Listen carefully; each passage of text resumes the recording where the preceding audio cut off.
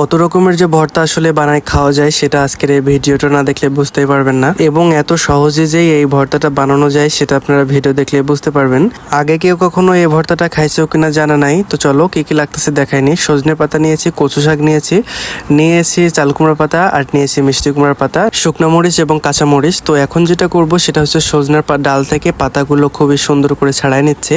আর পাতাগুলো কিন্তু আগে থেকে আমি ক্লিন করে রেখে দিয়েছিলাম পানি ঝরাই, টেনশন নেওয়ার কোনো কারণ নেই। অনেকে বলতে পারেন যে ধুলেও না রান্না করতেছে, এটা আসলে না, এটা আগে থেকে ক্লিন করা ছিল। এবার গ্যাসের উপরে কড়াই বসিয়ে কড়াই গরম করে ওর ভেতরে সমস্ত পাতাগুলো এইভাবে গোটা গোটায় দিয়ে দেবো, কাটাকুটি কোনো ঝামেলা দরকার নাই। দেন আস্তে জালে এটা খুব সুন্দর করে একটু খোলায় ভেজে নিতে হবে, কোনো তেল দেওয়া যাবে না এখানটাতে। দেন আমি খুব সুন্দর করে আস্তে আস্তে ভেজে নিচ্ছি যতক্ষণ পর্যন্ত না এরকম কালো কালো হয়ে যাচ্ছে। ট্রাস্ট মি, এরকম মজার খাবার তোমরা কখনো আগে খাওনি, বিশেষ করে ভর্তার আইটেমে তোমরা কখনোই খাওনি, আমি 100% শিওরিটি দিতে পারি।